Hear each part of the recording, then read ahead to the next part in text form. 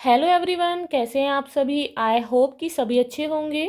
आज की इस वीडियो में हम कक्षा 5 की एनसीईआरटी की पर्यावरण अध्ययन की किताब आसपास का पाठ 6 बूंद बूंद दरिया दरिया पढ़ेंगे। तो वीडियो को शुरू करने से पहले आप हमारे चैनल को सब्सक्राइब कर लें ताकि आपको आने वाले वीडियोज़ के नोटिफिकेशन मिलते रहें। तो शुरू करते हैं। इस पाठ के क्वेश्चन आंसर के वीडियो का लिंक डिस्क्रिप्शन बॉक्स में दिया गया है, तो आप वहां पर जाकर क्वेश्चंस के आंसर देख सकते हैं। तो शुरू करते हैं। बात पुरानी। यह है 650 साल पुराना घड़सीसर। सर यानी कि तालाब, सर कहते हैं तालाब को। इसे जैसलमेर के राजा घड़सी ने लोगों के साथ मिलकर बनवाया था। इसके दोनों तरफ पक्के घाट, सजे हुए बरामदे, कमरे, बड़े हॉल और न जाने क्या क्या है। यहाँ लोग मिलते जुलते थे, जलसे होते थे और गाने बजाने का प्रोग्राम भी होता था। इसके घाट पर बनाए गए स्कूल में आसपास के बच्चे पढ़ने आते थे। सभी इस बात का ध्यान रखते थे कि तालाब गंदा ना हो और सफाई में भी हाथ बटाते थे। मीलों तक फैले इस घड़सीसर में बारिश का पानी इकट्ठा होता था। तालाब इस तरह बनाया गया था कि जब वह पानी से भर जाता तब बाकी पानी बहकर नीचे बने हुए तालाब में चला जाता। जब वह भी लबालब भर जाता तो पानी तीसरे तालाब में चला जाता। इस तरह 9 तालाब एक दूसरे से आपस में जुड़े थे। पूरे साल पानी की कोई परेशानी नहीं होती थी। पर आज घड़सीसर जैसे उजड़ सा गया है। 9 तालाबों के रास्ते में मकान और कॉलोनियां बन गई हैं। यहाँ इकट्ठा होने वाला पानी अब तालाब की तरफ न जाकर बेकार बह जाता है। अब हम जानेंगे अलबिरूनी की नज़र से, जिसने भारत के बारे में, भारत के तालाबों के बारे में लिखा था। 1000 से भी ज़्यादा साल पहले एक यात्री भारत आए। इनका नाम था अलबिरूनी। अलबिरूनी जिस देश से आए थे उसे आजकल उज्बेकिस्तान कहते हैं। अलबिरूनी ने बहुत ही बारीकी से चीज़ों और जगहों को देखा और उनके बारे में लिखा, खासतौर से वे जो उन्हें अपने देश से अच्छी लगीं। चलो देखें कि अलबिरूनी उस समय के तालाबों के बारे में क्या लिखते हैं। यहाँ के लोग तालाब बनाने में तो माहिर हैं। अगर हमारे देश के लोग इन्हें देखेंगे तो हैरान ही रह जाएंगे। बहुत बड़े बड़े भारी पत्थरों को लोहे के कुंडों और सरियों से जोड़कर तालाब के चारों तरफ चबूतरे बनाए जाते हैं। इन चबूतरों के बीच में ऊपर से नीचे जाती हुई सीढ़ियों की लंबी कतारें होती हैं। लोगों के उतरने चढ़ने के रास्ते अलग अलग होते हैं। यहाँ कभी भीड़ लगाने से परेशानी नहीं होती है। आज इतिहास पढ़ने वाले लोगों को अलबिरूनी की किताबों से उस जमाने के बारे में बहुत कुछ पता चलता है। यह डाक टिकट 1973 में छपी थी, जब उनके जन्म के 1000 साल पूरे हुए थे। अब यह क्वेश्चन है, सोचो और पता करना है। तो इन क्वेश्चंस के आंसर के वीडियो का लिंक डिस्क्रिप्शन बॉक्स में दिया गया है, आप वहां पर जाकर क्वेश्चंस के आंसर देख सकते हैं। अपने स्कूल के आसपास के इलाके को देखो, क्या वहां कच्चा मैदान, पक्की सीमेंट से बनी सड़कें, नालियां आदि हैं? तो आप सभी अपने स्कूल के आसपास की जगह को देखेंगे और देखेंगे कि वहां पर ये सभी चीज़ें हैं या नहीं। इलाका किस तरीके का है, जैसे ढलान वाला है या फिर पथरीला है या किसी तरह का। तुम्हें क्या लगता है बारिश का पानी बहकर कहाँ कहाँ जाता होगा? जैसे जमीन में जाता होगा या नालियों में, पाइपों में या फिर गड्ढों में आदि। बूंद बूंद की कीमत। राजस्थान में जैसलमेर के अलावा बहुत से इलाके ऐसे हैं जहां साल में 10-12 दिन ही बारिश होती है। यहाँ की नदियों में भी साल में कई महीने पानी नहीं रहता है। सोचो ऐसे में भी यहाँ के ज़्यादातर गांव में पानी की कमी क्यों नहीं थी। लोग बारिश की हर बूंद की कीमत जो जानते थे। बूंदों को इकट्ठा करने के लिए तालाब और जोहड़ बनवाए जाते। यह एक सांझी यानी कि सबकी जरूरत थी, इसीलिए इंतजाम में भी सभी जुड़ते।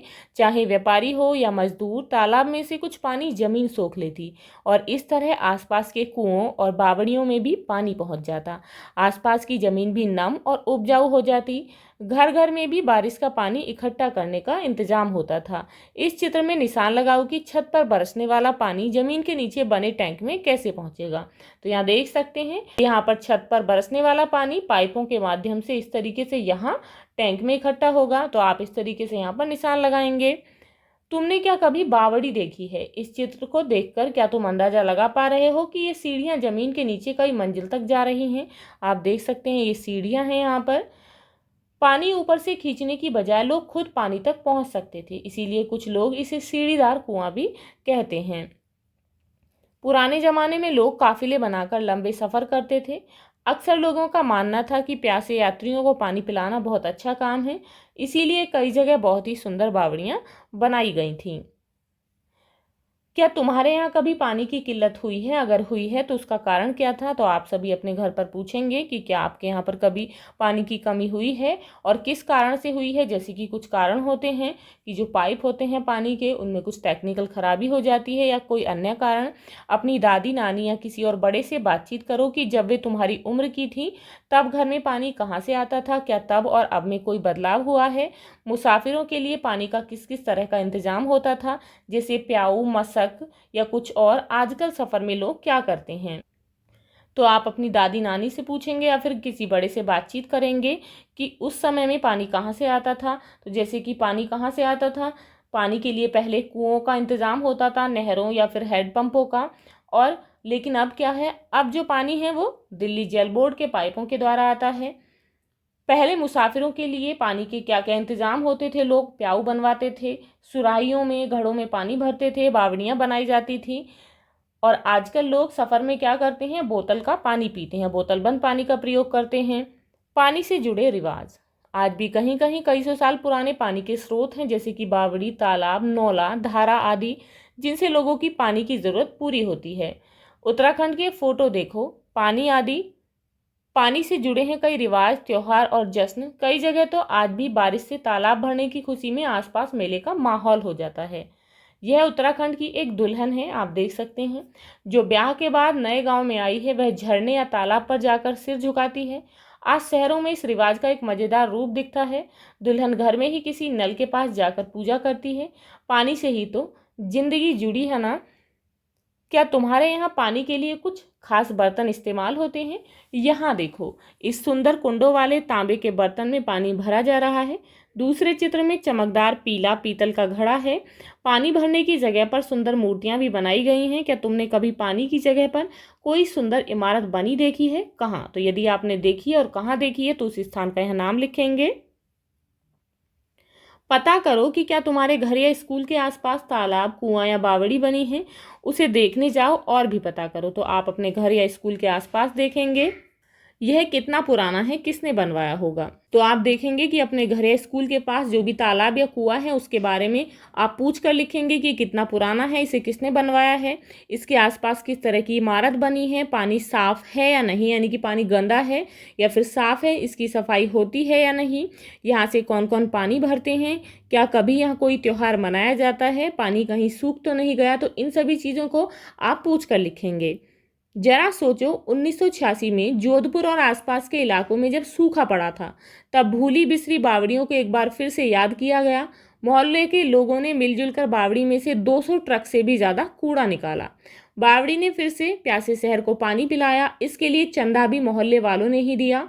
कुछ साल बाद फिर से अच्छी बारिश हुई और पानी की परेशानी कम हुई, पर अब फिर से बावड़ी को भुला दिया गया है। अब चर्चा करिए। पुनीता के मोहल्ले में 2 पुराने कुएं हैं। उसकी दादी बताती है कि लगभग 15-20 साल पहले तक उनमें पानी था। क्या कुएं सूखने की कुछ वजह हैं? ये हो सकती हैं, चर्चा करो। कई जगह मोटर लगाकर जमीन का पानी निकाला जा रहा है। तालाब जिनमें बारिश का पानी इकट्ठा होता था अब नहीं रहे हैं। पेड़ों के आसपास और पार्क में भी जमीन को सीमेंट से पक्का कर दिया गया है। क्या तुम कोई और वजह भी सुझा सकते हो? तो आप जो है कोई अन्य कारण पूछ कर लिख सकते हैं कि इसके और अन्य कारण क्या हो सकते हैं। तो ये सभी जो कारण हैं ये क्या है, ये कुएं सूखने की वजह है। और अन्य कारण पेड़ों की अत्यधिक कटाई भी हो सकती है। हाल की बात, आज लोग पानी का इंतजाम किस किस तरह से करते हैं, चित्र को देखकर चर्चा करो। तुम्हारे यहाँ जिस तरह पानी आता है उस पर सही का निशान लगाओ। अगर किसी अलग तरीके से आता है तो अलग से कॉपी में लिखो। तो यहाँ पर आप देख सकते हैं, हमारे मोहल्ले में दिन में 2 बार जल बोर्ड का टैंकर आता है। पानी के लिए लंबी लाइन लगती है और रोज झगड़े होते हैं। यहाँ पर ये बताती है हम कुएं से पानी भरते हैं। यहाँ पर दिल्ली जल बोर्ड का टैंकर आता है, ये कुएं से पानी भरते हैं। पास के कुएं 1 साल पहले सूख गए, अब काफ़ी दूर चलकर जाना पड़ता है। कई कुओं पर तो जात के नाम पर भी पानी लेने नहीं देते हैं। यहाँ पर इनके यहाँ पानी कैसे आता है? मेरे यहाँ दिन में आधे घंटे के लिए पानी आता है। हम लोग दिन भर के इस्तेमाल के लिए टंकी में पानी भर कर रखते हैं। हमारे यहाँ तो दिन भर नल में पानी आता है, यानी कि ये नल से पानी यूज़ करते हैं। मेरे यहाँ हैंडपंप लगा है, लेकिन उसका पानी काफ़ी खारा है। पीने के लिए तो पानी खरीदना ही पड़ता है। हमने जल बोर्ड के पाइप में टुल्लू पंप लगाया है, कोई परेशानी नहीं। अब ये कहता है कि हमारे घर में बोरिंग के पाइप में मोटर लगी है लेकिन बिजली ही नहीं होती तो क्या करें। हम नहर से ही पानी भरते हैं। ये कहाँ से पानी भरते हैं? नहर से पानी भरते हैं। तो आपके घर में किस तरीके से पानी आता है, आप उस चित्र पर निशान लगाएंगे। जिंदगी का हक तो सभी का है, फिर जीने के लिए या पीने भर के लिए पानी मिल जाए, क्या यह हक हर एक को मिल रहा है? ऐसा क्यों है कि कुछ लोगों को तो खरीद कर ही पानी पीना पड़ता है? पृथ्वी पर तो पानी सभी का है, साझा है। कुछ लोग गहरा बोरिंग करके जमीन के नीचे से ज़्यादा पानी खींच लेते हैं। यह कहाँ तक सही है? तुमने क्या ऐसा कहीं देखा है? कुछ लोगों को जल बोर्ड के पाइप में टुल्लू पंप क्यों लगाना पड़ रहा होगा? इससे दूसरे लोगों को क्या परेशानी हो रही होगी? तुम्हारा क्या कुछ ऐसा अनुभव है? तो यहाँ पर ये देखेंगे, ये क्या है? दिल्ली जल बोर्ड का ये पानी का बिल है। बिल को देखकर बताओ यह बिल कौन से दफ्तर से आया होगा। तो ये दिल्ली जल बोर्ड के दफ्तर से आया है। नेक्स्ट है, तुम्हारे यहाँ अगर बिल आता है तो कहाँ से आता है? तो आप अपने घर पर पूछ कर लिखेंगे कि आपके यहाँ बिल जो है वो कहाँ से आता है। तो दिल्ली जल बोर्ड से ही आता होगा। इस बिल में दिल्ली जल बोर्ड के नीचे दिल्ली सरकार क्यों लिखा होता है? क्यों लिखा होता है? क्योंकि दिल्ली जल बोर्ड दिल्ली सरकार का ही एक उपक्रम है। नेक्स्ट है, बिल किसके नाम से है? कितने महीनों के कितने पैसे देने पड़ रहे हैं? तो ये जो बिल है किसके नाम से है?